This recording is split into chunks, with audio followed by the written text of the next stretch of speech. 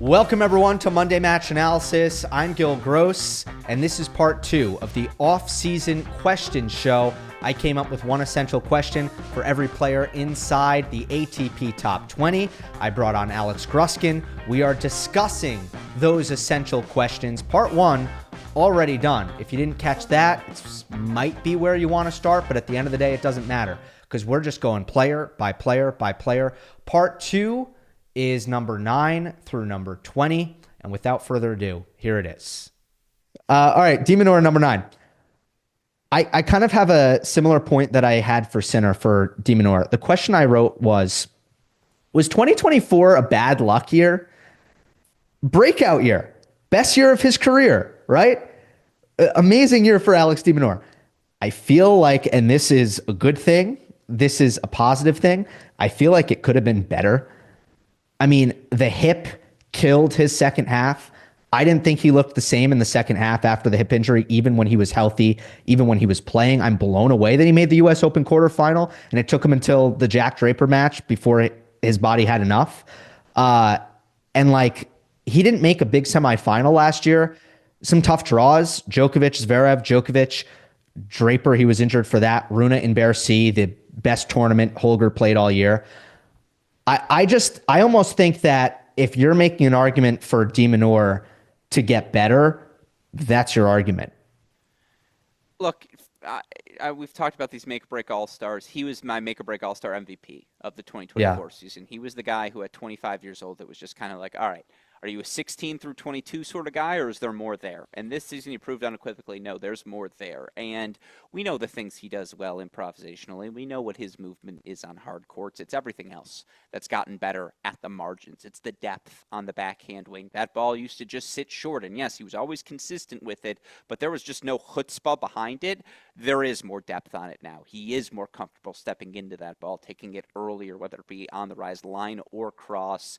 He knows who he is as a server. He knows what he wants to do with his +1, and we've both said it repeatedly. He is the best great volleyer that people don't talk enough about. And it's just like, it's real. The touch is there, his ability to finish, how well he uses his speed to anticipate at the net. He was able to play offense in a way just he wasn't earlier in his career. And again, to make a tour finals, it would have been a crime against tennis if Rublev got in and Demon didn't, and I guess thankfully Djokovic pulled out of the event. Thank you. Yeah. I got a lot of hate for that take. Oh, a crime! Like, it's not like yeah, I know Rublev won a 1,000 level title. de Minaur was better every other portion of the calendar, including, by the way, down the home stretch as they were trying to play their way into the tour finals. But I digress. It's a conversation for a different note. No, like, the key for Demon, my question would be, how do you make sure 24 is not the peak? Like, how do you find another level to turn to? And again, has continued to prove on them. You could argue he's Diet Coke version of Fritz. Like, Fritz is Coke. Like, it's very similar where it's just like, okay, now they've maximized, right? And in 2024, both like, nope, we got one more gear to get to. And it's like, okay, but now you've maximized, right? Yeah. And I think the answer is yes for Demon, getting to that 7 through 12 plateau. It's a great spot to be in. But it's a credit to him. He's one of the unequivocal biggest winners for me of the season. I think he can get to 5 or 6. And my only... The Medvedev spot? Yeah. And look, the only sort of argument that I feel the need to make right now for that is just play like you did last year and don't screw up your hip. In what looked like a freak injury on match point, by the way. So that's it. By the way, quick thing on his serving that I find fascinating. Lowest first serve percentage in the top 50. Strategy or weakness or technical weakness, right? He's not a great spot server, but did he just say, look, I don't actually care. I can miss my first serve. Let me go after it, try to do damage. If I have to hit a second serve and win a baseline rally, cool. Like, I can win a baseline rally. I'm Alex de Minaur. Yeah, well said. It's interesting. I want to ask him about it. I'm going to hopefully at some point ask him what his mentality is on the first serve. Like, if he wants to, does he want to improve the first serve percentage or not? No, it's just guy who's going to hook you up. Hey, Gill. This is Alex I don't. Hour. I don't have a this weekend. Do you want to do an interview? Well, maybe I'll have to wait until the U.S. Open. Sorry, Alex, I can't. Jenna's in town, so we'll try it again like Nottingham weekend. Yeah. Yeah, I hopefully Katie doesn't mind. I'm going to steal him for a second. Yeah, exactly. Number 10, Grigor Dimitrov. I have sort of a cynical question. No, no. Is the Should he shave his two head? is the two no, not that cynical. Is the 2-year 30s resurgence over? Because I think a lot of players have done this. I've seen this, especially recently, modern science. Early 30s has become a really good time for tennis players. Like early 30s, you get smart, you get wise, you still have some athleticism. And just off the top of my head, I wrote some of these names down. Isner had a couple of his best years, early 30s. Ferrer, same thing. Pablo Carreño Busta, same thing before the injury this year. Normally it doesn't last that long. And I think there's a possibility that we're looking very fondly on Dimitrov 23, Dimitrov 24, and we actually start to get some decline starting in 25. Yeah, there's actually this 34-year-old who came one match away from winning all 4 majors in a single season. You guys might have heard of him, Novak Djokovic. Yeah, like, what a great little different. Yeah, I know. I was joking. Yeah. What a great question. Simon says no, and it's because of his technique and how flawless it is. And I'm not saying he can be 2017 Federer, but his ability to take the ball early on the rise, make you uncomfortable. Here's the thing, though. The best versions of Grigor this year was relying on that physicality, on that fluidity. I mean, he is one of those special athletes with the combination of speed, finesse, and creativity that, like, he looks at Alcaraz across the net and he's like, okay, finally, like, a fair fight. Yeah, and but I got to interrupt, though. I see it a little bit differently. I actually think the meat and potatoes, like first serve forehand, I actually think that getting better and just more like clear-headed in terms of attacking and winning simple points, I think that's been the difference for him recently. Not wrong. I would also point out he knows what he wants to be on the backhand wing in a way I just don't think he did early in his career. But, and this is a very nuanced technical thing, and I wish I could point to, look at the 7th point in the second set in his matchup here at this tournament. I can't. It's just a trend more broadly. No one hits a better on-the-run forehand in the mortal category, meaning not Alcaraz, not Djokovic, etc., than Grigor Dimitrov, who's like, he just baits you with his slice backhand cross. He's daring you. Go line, let me play the on-the-run forehand defensively. And he's just been hot with it for 18 months. And, you know, again, I'm looking at Tennis Abstract 33.5 as we enter the new season. I'd give it one more year. But I think, you know, post 34, or the moment you start to see some physical decline is when I would get concerned, and we haven't yet from Grigor. Okay, well, what I'll say is the reason why I'm a little bit pessimistic is because I think he's been injured way too much in his career, and that does not fill me with confidence as it pertains to how he's going to age. Now, obviously, you know, if you want to look at like a Nadal thing, I just think it's different. So, look, he's been injured two U.S. Opens in a row, you know, retirement this year. Last year, he didn't retire, but he did get hurt in his match against Zverev. Retirement, threw his back out against Medvedev.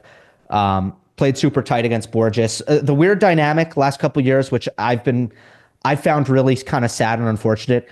He's had these terrific seasons. He hasn't had that run, like that really great run at a major. It hasn't happened for him, unfortunately. I would love to see it again. And he continues to be one of the best players in the world to watch. All right, can we get to a very juicy number 11? Juicy. Stefanos Tsitsipas. Was Apostolos the problem? That's the question coming into next year. There's no other question. I didn't know 1994 Pete Bodo was writing today's show columns. That's pretty good. By the way, I love Pete. Apologies. But don't let the truth get in the way of a good joke. Look, it's back to the next gen theorem. Like, he's so screwed because everyone in the world knows how to play Stefanos Tsitsipas now. And I want to be clear. He's fine on clay courts. Like, we saw him this season. He was one of the 5 best players in the world start to finish in the clay court season. No doubt about it. Him, Ruud, Zverev, Sinner, Alcaraz in reverse order. Like, those were the 5 best throughout the course of the clay court season. And he has enough time on the backhand wing where now for 3 consecutive years, the break percentage is reflective of the increased time he has to swing through the backhand return that the clay surface provides. But on the quicker surfaces, everyone knows how to play him.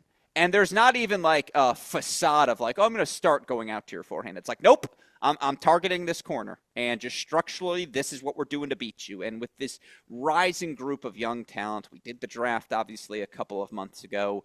All those guys have weapons. Like Menchik, serious weapons. Jack Draper came out of a factory to beat a Stefanos Tsitsipas with his lefty, heavy power tennis game style. Like Arthur Fils hits the cover off of the tennis ball. Obviously, Alcaraz and Sinner goes without saying.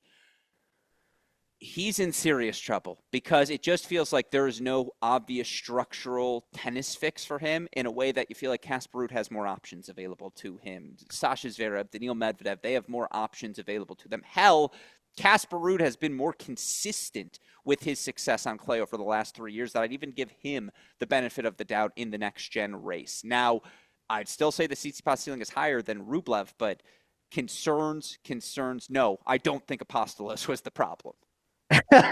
Okay, I like how you got to answering the question there. I think that's the first one I've answered, by the way. Yeah, probably. I don't fully agree with you on this because Good. I think if he gets back to doing the things that he's good at the highest level, he will still be a really high-end player, which we saw for many years. The backhand wasn't good in 2021. He still had a pretty killer year, right? It's the serve got worse. The forehand went backwards. And to me, it was the structure around him.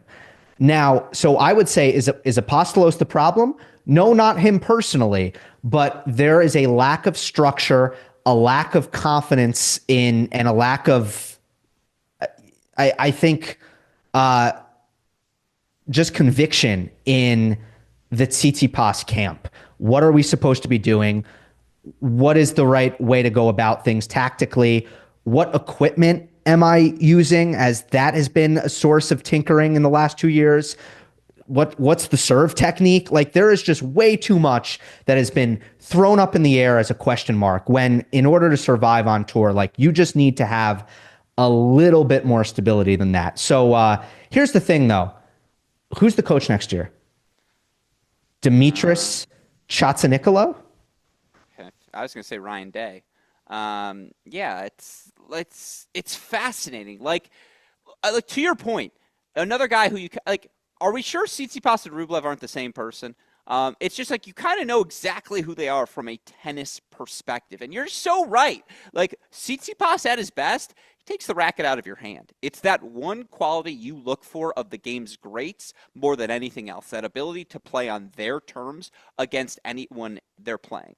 The problem for Tsitsipas is he can simultaneously do that in his service games while also allowing his opponents to maneuver however they'd like in their service games as well. And it's just such a contradiction. Like, is Stefanos Tsitsipas on hard courts John Isner but shorter? Like, is that the question we should be asking? Is he quietly like the ultimate serve bot? Well, maybe. I know what you're saying, but ace rate down from the last 2 years. First serve in percentage down big. Like, it was 64% in 2023. It was 60% this year. So, like, hold rate went down. Break rate went up. His break percentage was good this year. So if you dig into the numbers, it actually goes against what you were saying about the backhand stuff. And I actually agree with you when it comes to, if we're going to have a conversation about can he beat Alcaraz, I agree with everything you're saying. But let's have a conversation about Tsitsipas going back to being a top 5 player. Then I don't think that's about his backhand. I think that's about his mentality, his confidence, his conviction in everything he's doing. But that's such a misleading number, and I'm the key of giving that misleading number of the break percentage. And the reason I know it's so misleading is because all season long I was tracking it, and I was like, how is this guy still top 15 in break percentage? Break percentage in the clay courts, 28.6. He went 22-6 on that surface. Grass courts, 2-2. He broke 8.6% of the time. Hard courts, 21-14. He broke 19.4% of the time. So that break percentage is buoyed so thoroughly by his clay court success. Now, I agree. By breaking everybody at Monte Carlo? Yeah, exactly. A million times? I concede he is not John Isner bad on the return of serve on hard courts. Like, that was hyperbole by me. You're absolutely correct. Did the serve regress this year? I mean, they say Four- sex. They say sex 4% weakens the lower? legs. Like, I don't know what to tell 4% you. lower? Yeah, you're right. Like, did I not start by saying Yeah. all the things? Like, I did the bullet Yes. point, and so No. I agree. It's just I still see it though. Like, right in the matches where he is at his best, the matches where you know how far back you have to scroll to be like, oh, this is a good win for Tsitsipas. Maybe the Jannik Sinner match in Monte Carlo. Like, he served Sinner off the court. Like, it was particularly impressive how he's able to dictate with his +1 forehand, the weight of shot, always moving forward. He is an exceptional volleyer with maybe the best overhead in the men's game. There are a lot of strengths to Tsitsipas. There's just no one in the top 20 whose weakness is more glaring and more attackable. And I just wonder if the pendulum has now swung to the point where there are enough good young guys who can match his weapons and don't have his vulnerability. I guess that's where I would leave things. Okay. And I will, I just want to circle back before we move on to number 12. There's no disrespect to Dimitris Chatsanikolo, and he might be a great, great coach. But what I saw after Tsitsipas split as coach with Apostolos, US Open and beyond, was not any better from a composure standpoint. And he seemed just as distracted. And I was at his loss at the US Open. And honestly, his mother just kind of took the place of Apostolos, and she was just putting a lot into Stefanos' ear. And somebody needs to come in and I think stabilize that situation as a whole. And by the way, credit to Stefanos. We might look at 2024 as a massive turning point and a massive success in his career. Because if indeed it was just the team around him that needed to be stabilized and shored up, then he did something this year, which was, I'm sure, very difficult for him to do, that might put his career back on track. So if you're a Tsitsipas fan, I think I see them online, like they're optimistic about this, and I understand why they are, and maybe they should be. But I would have liked to see somebody. I don't know. Let's give him a chance, right? But it's not really bringing in someone in Dimitris Chatsanikolo. It's not really bringing in someone who is going to bring a massive level of experience and authority to the table, which I actually think Tsitsipas uniquely needs, because he seems to me so unsure of himself in the last 2 years and so discouraged by what's happened against top competition. All agreed. He is at the top of that next gen needs a moment in 2025 power ranking list. Yeah. All right, 12, Tommy Paul. Tactics and physical are maxed. Are there technical gains? That's my question. Great question. You agree with the premise? Tactical, physical, it's perfect. Tactically, there are times when he turns too defensive still, and yet I love those moments in a Tommy Paul match because he gets to show off the improvisational skills. He gets to show off the foot speed. He gets to show off the defensive capability on the backhand wing. The improvement on his forehand over the last 2 years is one of the biggest improvements of significance we've seen in men's tennis. Just, it's a weapon in a way it wasn't his first 5 years on tour when, he was still having some success, but now he dictates. Now he's You still go there, though. You still go there on a big point. Absolutely. And I kind of think you also know where Tommy wants to hit. Like, he loves that kick serve out wide on the big points, right? 40-30 or 30, really whatever add in, whatever add out on that add side. Like, that is the bread and butter serve for him to turn to. And, he wants to play the +1 forehand after that inside out or inside in from that aggressive ad side positioning. At the same time, this is a guy athletically who still, you feel like, again, he's never going to look across the court and say, oh, that's a better athlete than me. Even with an Alcaraz, even with a Demon, like, he is a guy who, just because of that inherent fluidity and, to your point, the maximization of the tactics that he's willing to play with, he's in the fight against everyone. It's what makes him such a compelling watch beyond the beautifully chiseled jaw. For Tommy Paul, is there a technique standpoint? No, I never implore a 27-year-old to change anything from a technique standpoint when he's I'm not saying change technique. I'm saying improve. Like, to me, it's the ball striking. Like? Yeah. Because it's the ball striking and the serve. That's where he falls behind his top 15 peers. His serve, like the Jannik Sinner match at the US Open, his serve got manhandled. His serve was a nothing burger against the best returner along with Carlos Alcaraz in the world, but it gave him nothing, right? Like you need your serve to give you something there. And then if you're just trading forehands and backhands from the back of the court, and Brad Stein has recognized this, and this is why Tommy Paul is coming forward so often. He can't hang with the big boys ground stroke for ground stroke. So that's where I think he's run into a little bit of a cap here inside the top 15. And by the way, I'm not that optimistic that Tommy does all that much more climbing. No, there's a lot of herky-jerkiness to his technique that makes you wonder, again, from a stroke production standpoint, when you're dealing with the relentless pace of a Sinner, of an Alcaraz, hell, even a Taylor Fritz, who hits it so big off both wings as his standard ball. Tommy needs to play slice. Tommy needs to muck things up, get creative, get improvisational. And to his credit, he does that exceptionally well. Now, you said it best. He's maximized those skills for himself. Tier 2. Like he is now that Demon's reached it, I think Tommy becomes the biggest, like, will he or won't he make a tour finals in his career guy we have right now out there. The over-under would probably be half an appearance, and it does feel like, again, next year would be a window for him to get that appearance. It's a good goal for him. I agree. Yeah.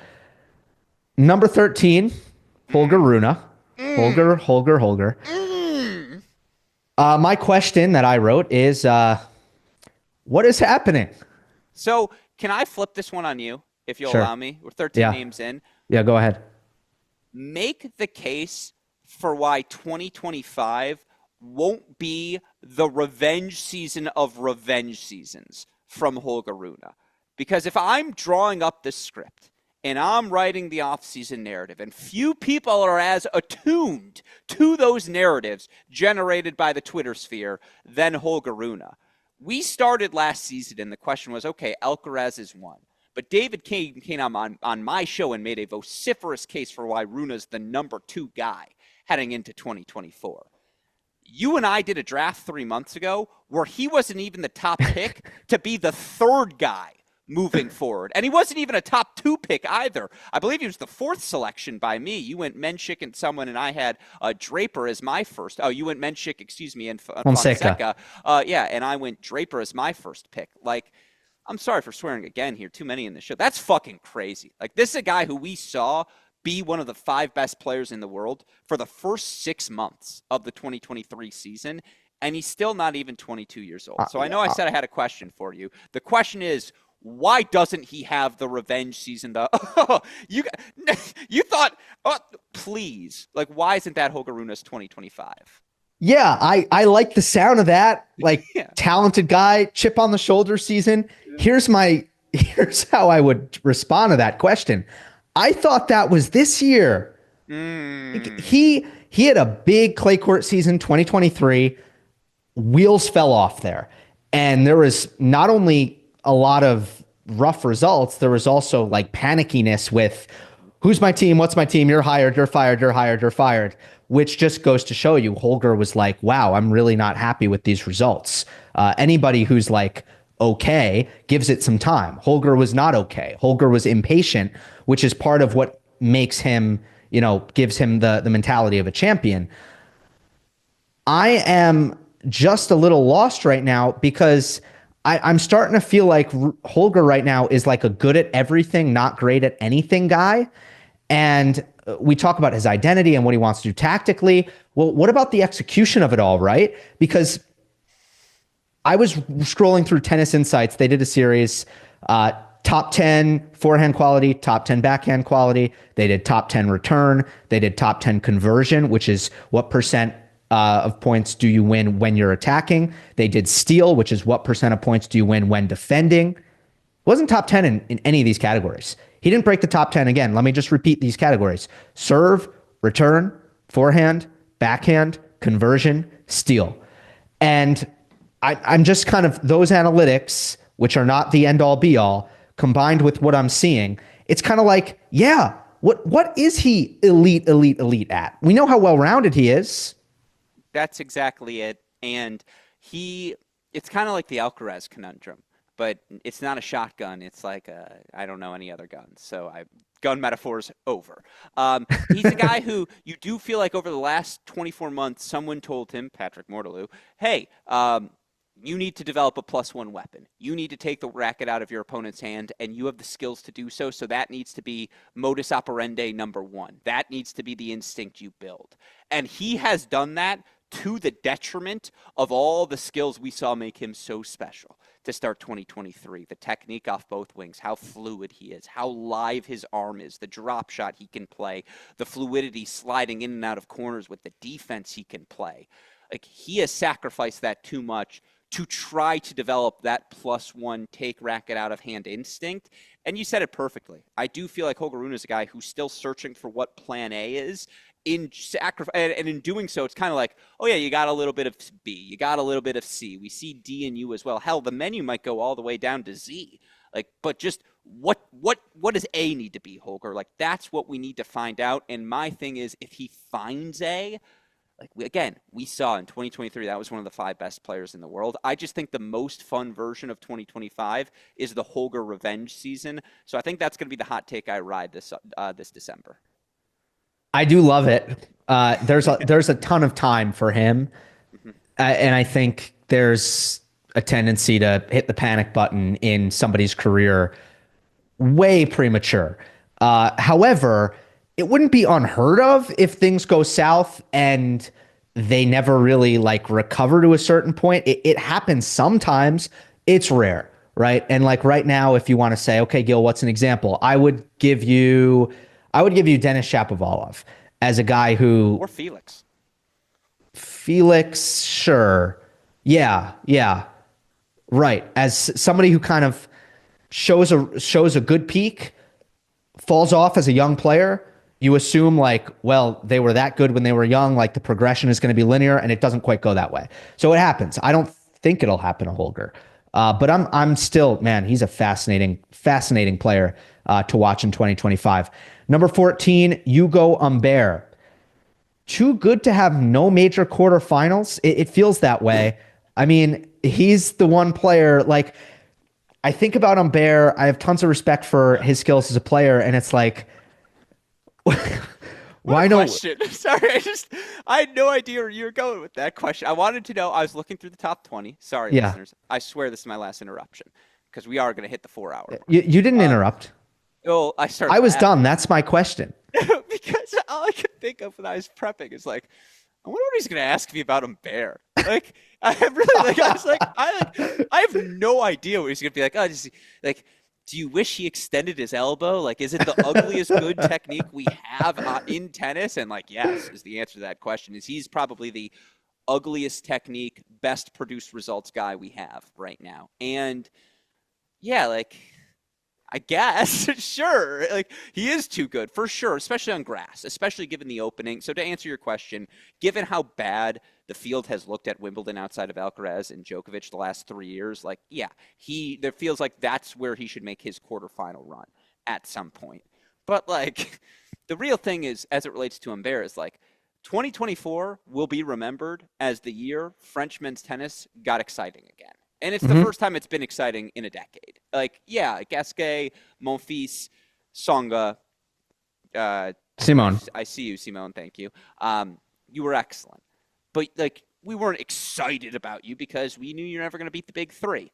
There's enough excitement around French tennis with Humbert, Fils, Hurkacz, and that for the first time in a long time, there's genuine buzz. And Humbert has kind of been 3 years ahead of the pack in generating that. Cazot. Oh, yeah, sure. Arthur as well, who, again, I think you also drafted before Holger. I drafted him. That's why I just had to throw that in there, all right? And you drafted Van Asche, which, again, I dropped him. I dropped him. He's on waivers. He's on the waiver. I picked up Navone, I believe. Yeah. Anyway. It's good. It's really good. Well, look, you mentioned Wimbledon. Humbert losing record at all the slams other than Wimbledon. So, I think we see this personality come out when he plays in France. And it's like, whoa, are you like an extrovert alpha guy who pounds your chest? And that's who he is in France, and the results are really good. And then sometimes it's a major and he looks timid and a little bit scared. And I think he needs to find the sweet spot in between like crazy dude in Berrettini and what we get I just realized we never talked about that. Like, so is that the question? Is you remember, and this is something we talked about in the moment, and I think you brought it up, so I'll give you credit, but the Tiafoe Sinner match in Vienna. We've mentioned it many a times, where Sinner saw Tiafoe and was like, wait, you can do that on the court? Like, all right, I'm going to start doing that now. Like, I didn't know you could be that energetic. I thought it was a class sport and respect. And, like, is that who Humbert needs to be moving forward everywhere? Like, if he's that guy, is it a different player? Yeah, I mean, it's impossible. He can't act like that. You're going to get punched in the whole year. You're going to get punched in the face. You're going to burn out. Like, it's fair. Yeah, But it's too tough. If he is that guy, all 4 majors? Like, we talking like a 6 Maybe. count of the next 7? Like, yeah. Well, we'll have a similar conversation in a moment, I think. Jack Draper is 15. I think the question is pretty clear for him. Is there tier 1 leap potential in 2025? Refer to the draft. My first pick. Like, not only is there tier 1 potential, he's my guy who, like, the Rublev spot's up for grabs. He's my first pick in who's going to make that top 8 leap, who's going to fill the gap.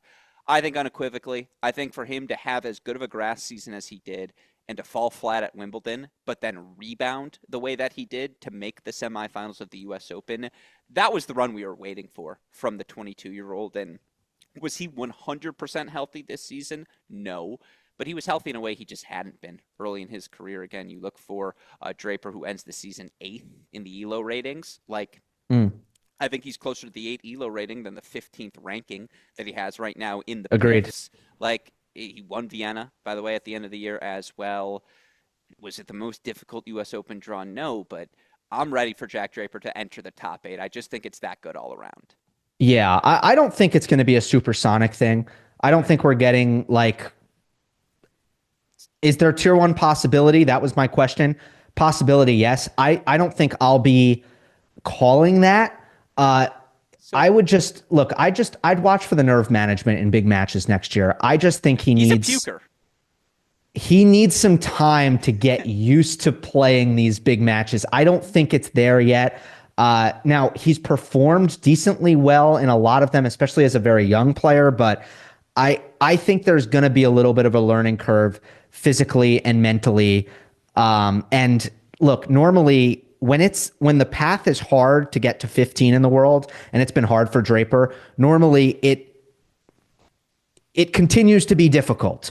Now, clearly the potential to become a top 5 player is there, and I think he'll get there. I just don't think it's going to happen quickly. I don't have great logic or argumentation for that, but that's my feeling.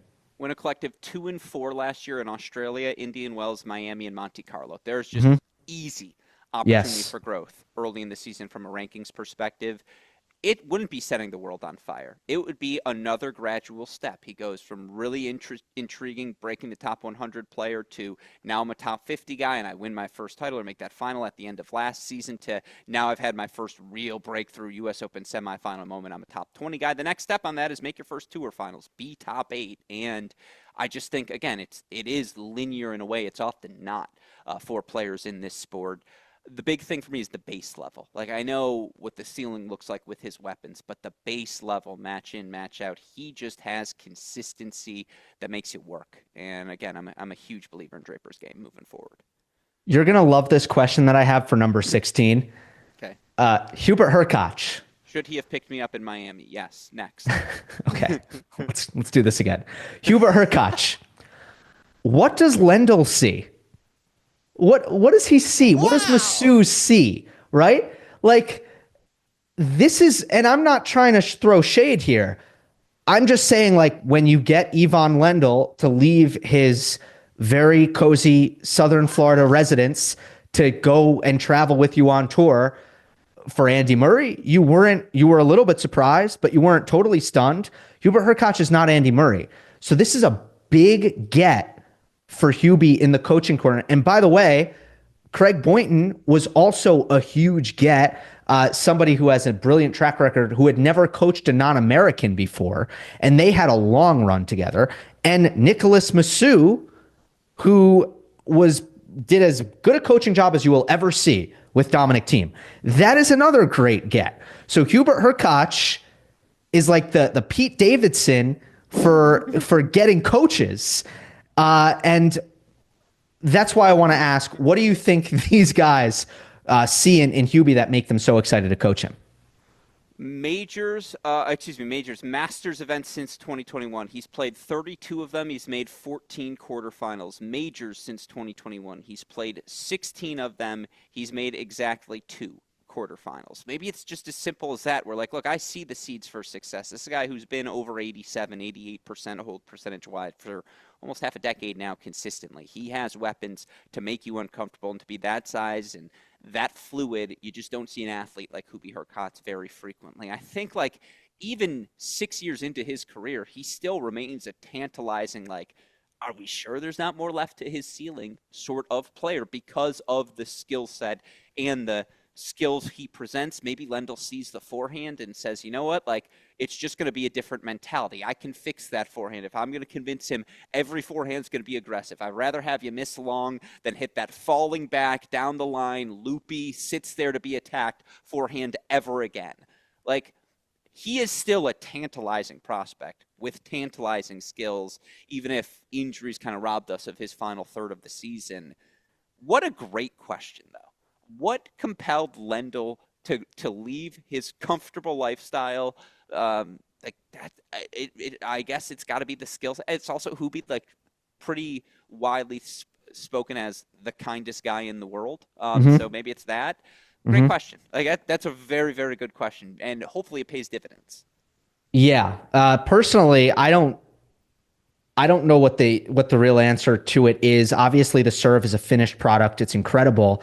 I do wonder how much growth there actually is, mostly because of the movement. Like, the movement is never going to, and it's good for his size, but whenever you're saying for his size, that tells you something, right? Yeah, it's like, I mean, that's the person spry. You're right. Exactly. Yeah. I would love to see him go full net rusher. That's like my pipe dream for Hubie. Just like, let's be a net rusher. His volleys are so good. But only slice forehands. Like, just get real nasty with it. All right, 17, Lorenzo Musetti. Actually struggled with a question for Musetti, who had a really good year. I think he was just a different dude mentally. He battled harder. He was more resilient. He seemed to want it more. My question, though, ended up being, does he need to get more boring? Like, does he not have, because there's not a lot of, like, first serve forehand. All right, next point. There's very little of that with Musetti. And therefore, like, it's beautiful to watch, but it's very difficult for him. I think his improvement in the boring, that's so well put. He has improved at the boring in significant ways this season. Like, he is so much more comfortable with the serve, hitting his +1. It's a different game style than it was for him 3 years ago when he was his success was so predicated on that Dimitrov-esque improvisational fluidity that he has in the corners. And yeah, like, again, for Lorenzo Musetti, every +1 serve he plays it's Medvedevian, again, in that sense that it's like he wants to be playing the long improvised points. He wants things to get grimy and break you down in the corners. He wants you to prematurely attack because he is so quick and he's going to get a clean look on the pass. Yeah, I think you said it perfectly. Needs to get better at the boring. This is a guy who's never eclipsed 80% hold percentage in his career. He's getting closer to it, knocking on the door of it each season. But yeah, better at the boring. That's got to be the offseason script for Musetti because he's good at the rest. Absolutely. 18, Frances Tiafoe. Is he a U.S. Open specialist? Right? I mean, he has been the last 2 years, and the last 4 years, he has come up with really awesome U.S. Open runs, quarterfinal or better, each of the last 4 years in New York, 2 semifinals. We know that he has not been that guy outside of the U.S. Open. It just sparks something different for him. And he said he can't replicate it. Like, he said, what the thing in New York, the energy there, that is not something that I can just take with me to Tokyo.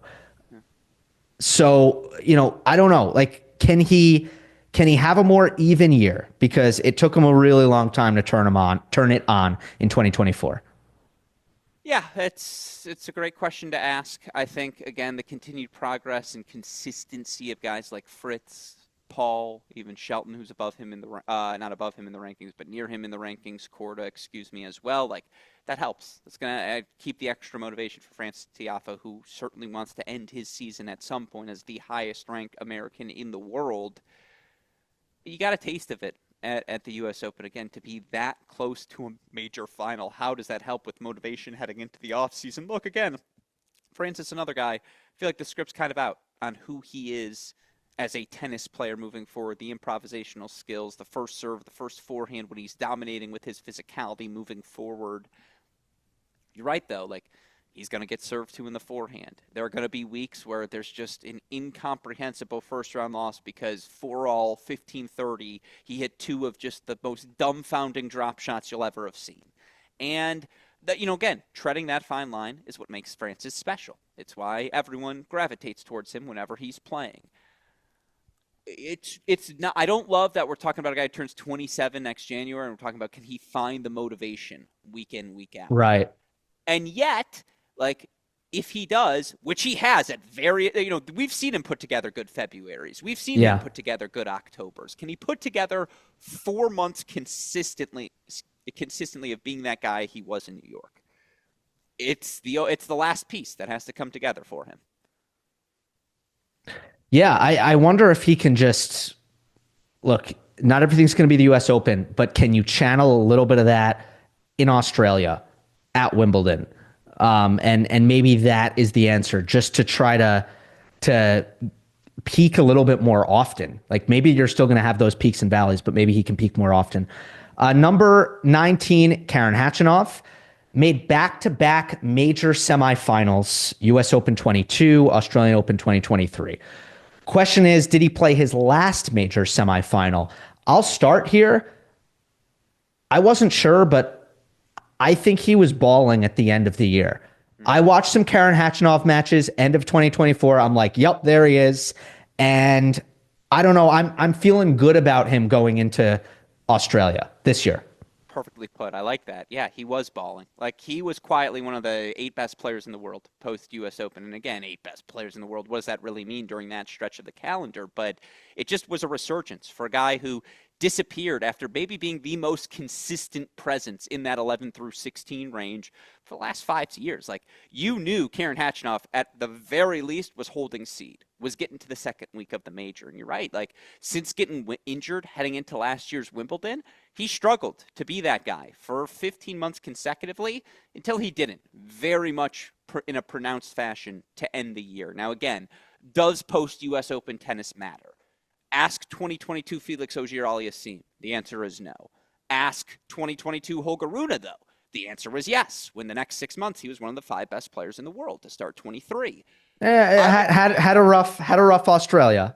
Yeah, you're right. But by the end of it, again, it was the momentum that built. So the point is, I agree. I think Khachanov's back. Does that mean he's a top 5 guy? No. Does that mean he's back in the 6 through 15 mix? Absolutely. Yeah.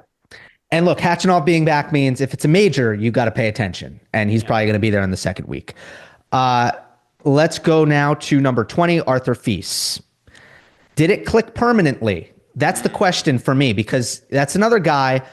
There were some rough patches in 2024. You saw that kind of youthful learning curve playing out. And then post-U.S. Open stretch, just like Khachanov, but maybe even to a greater extent, because the Tokyo run was just that impressive with how resilient he was, how many close and awesome matches he pulled out.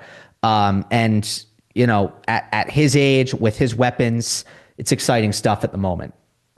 I don't know if this made the MMA awards, but David Kane and I talked about it. The best rivalry that didn't actually matter this season was Fils versus Shelton. Like, they electric every time they shared the court. And I think it's that sort of matchup that, again, just every sport fan gravitates towards. The energy they play with, the enthusiasm they play with, the genuine respect they clearly have for one another. And you see that expressed at the end of the matches as well. Arthur Fils is electric. Like, I'm such a believer in his upside and the explosiveness that he can play with, and the fact that he has those weapons combined with that underlying fluidity and physicality that these young athletes, I don't know where the Drapers, the Fises, the Alcarazes, the Runas are finding this athleticism, but for anyone who is a back-in-my-day sort of athlete, the sport continues to improve. The athletes continue to get better. It's just ridiculous, some of the things that Fils is able to do creatively. I do think I think the player he was second half of the season, so Wimbledon, Hamburg onwards, I think that's more reflective of who he is moving forward than the struggles we saw first half. I have another pet theory that they moved back the next gen to really make it a boost for whomever wins it going into Australia to try and really, buoy that momentum that much more so you don't have 8 weeks in between, but you're kind of flowing right from that into the new season. My script is Fils wins that, shows up in Australia, like makes a quarter or a semifinal, and he's just off and running. Because again, you saw it in the 2 really fun matchups with Zverev, the matchups with Shelton. Like, this guy's just an elite athlete, and is going to be at the top of the game moving forward. Look, the serve got way better second half. Great point. And the forehand went from something that was really big, like big forehand, dude, but you miss it all the time, to, okay, you don't miss the forehand all the time, and it's still pretty big. So those were the 2 improvements I saw. I'm excited to see what Fils brings next year. Let's talk about the guy who, as you pointed out, he had such a under-the-radar yet excellent rivalry with. 21 is Ben Shelton. And my question is, can he break serve? 47th among top 50 in break rate in 2024. And I don't think I maybe I'm on an island here. I was a little bit disappointed with the lack of progress. I was not a bad year from Ben results wise, and it had its moments, but I just feel like he's such a raw talent. There are so many things that he can, improve at, and I expect him to kind of do it. And I had trouble when I was trying to see it. Okay, like where did Ben make gains in 2024? And I'm not really so sure. And he wasn't really breaking serve any more often than he did the year prior. Yeah, I vehemently disagree with you in this category. There's one number more than anything that shows you the improvement. Last season, 2023, Ben Shelton 12-13 in first round matches. This season, Ben Shelton 20-5 in first round matches. I know that sounds like a really stupid. It's a great record. No, I had a teammate who used to always joke around, look, can we win the tournament in the first round? No, but you can definitely lose it. And like there were just look, results wise, he had a way better year. I mean, we remember 2023, he was not good from Australia to the US Open, like at all. He couldn't win. So he's much better. It's just I wanted to see something in the game where I'm like, oh, he's found his identity now. I guess I'm still seeing a lot of holes. Yeah, that's all. But I guess I disagree in the sense that how did he find his identity this season? Look at the numbers on serve for Ben Shelton this year. Like held 89% of the time. I know he had the perception of being a big server before.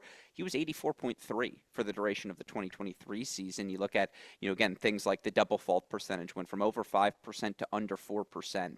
First serve win percentage stayed the same, but he made 6% more of his first serves here this season. His second serve percentage second serve win percentage up 3%. You talk about knowing who you are. He doubled down on the skills, the serve, the +1, dominating with them, and he dominated with them in a no longer hypothetical way, week in, week out, where you're right. It is still a high variance play. You're still going to see some Paul Jubb losses like we did during the grass court season. But I would argue that actually more than anything this year, he doubled down on those strengths. He has found who he wants to be as a player moving forward. And yes, huge kernel of, not even a kernel of truth, the full popcorn-sized bucket of truth. And if he doesn't improve as a returner, he's not going to be the elite player we think he can be. But he became the very good and elite server we knew he would be this season. That's true. And you know what? You're right. Spot serving got better. Variation on the serve got better. I know you don't often. Do you hear Mom? No, you're right. He did improve as a server. So I guess I was looking at it in the narrow lens of, is Ben going to kind of figure out the formula for breaking serve? And is it going to be backhand improvement? Is it going to be, he finds himself up at the net more often, and that's where it is. And I just couldn't figure it out. Is it the movement getting better? So yeah, at a certain point it needs to be, this is what Ben Shelton leans on to break serve. And right now that doesn't exist. Okay, that is it. I have one more question because I want to do the top 20, but I also wanted to do Shelton because people are interested in Ben. Yeah. But there's one more question because there are some floaters outside of the players we discussed. And all I'm going to ask you is who will have the best 2025? I'm going to give you 4 names: Nick Kyrgios, Matteo Berrettini, Sebastian Korda, Felix Auger-Aliassime. Do you want me to repeat those names? I can eliminate Kyrgios right away. Okay. Berrettini, FAA. Who is the third? I'm missing one. Korda. And Korda. Well, see, now this is where I'm going to shamelessly plug the fact that not this week, but next week, so the week of the 15th of December, Gil's going to be joining me for the Make or Break All-Stars, which is one of my favorite exercises where I discuss players who maybe missed this category. Some of them we did touch already, who it's like, all right, after 2025, you're now in the Rublev category. You're now in the Tsitsipas category, whatever, where it's kind of, you know who you are moving forward. I know who Berrettini is. I know who Nick Kyrgios is. I know who Felix can be, but I think Felix and Korda are two of my top-tier make-or-break all-stars because it's just kind of like, look, can you fucking decide? Like, who do you want to be week in, week out? I feel like I do the Sebi Korda's arrive story once every 3 months. And I just, I can't do it anymore. I can't sell the veneer of what it might be if it's just not that for 5 years consecutively. Similarly for Phoenix, the guy I once had as a tier 1 prospect. This is the guy who's on a list where the list is Rafa, Djokovic, Gasquet, Del Potro, Felix, and Carlos Alcaraz, for the guys who were the youngest to do everything on the ATP Challenger Tour, youngest to do everything at the 250s, etc., over the last 2 decades. Berrettini is the surest thing, so I'm going to pick him because when he was healthy this year, he was one of the 15 best players in the world. But I'm more interested in whatever, Nick. Nick's 6 months older than me, whatever. But Korda and Felix are the most interesting of the two. Berrettini's the surest thing, so I'd go with him. I'm with you, and bear in mind, of those 4 guys, none of them have been durable. None of them have been healthy consistently. So the answer to this question will probably end up being whoever doesn't get injured. If I put Shapo on that list, would you pick him or no? No. I don't. I know there was the flash in Belgrade, but not enough for me to go there. Whereas Berrettini, 5th in win percentage in 2024. Yeah. 5th. There was a span where he had 5 finals in 10 tournaments. Yes. And look, slowed down on the hard courts, his worst surface, some not so great draws, I would say also. So, momentum slowed down, whatever. I think it was a really good year for Berrettini, and I don't expect him to surpass what he was in the 2021-ish range. But I think he can get back to that level of tennis. That level of tennis might not get him to the Wimbledon final anymore, but I think he can get back to that level of tennis. So I'm with you. We agree. 32-12. He played 44 total matches. He's 34 in the world. He's fine. He'll be okay. I agree. Awesome pod, Grusky. We're gonna split this up into 2 parts. Didn't want to do it, but we had to do it. We failed. That's good because how it was a pass-fail season for Djokovic. This was a pass-fail podcast. Well, that's good because if you did divide it in 2, no one would have stayed and listened for my mom joke, which for me was the highlight of this show. So now that you've divided it in 2, it's going to get the spotlight it deserves. But I always appreciate you having me on the show. I love, your YouTube fan base more than any other fan base because I think they're the smartest in the business, and I look forward to them talking about me, going on and on for too long here on this show. So thank you as always, my friend. They're going to appreciate that. Have a good one, Grusky. You too, thanks.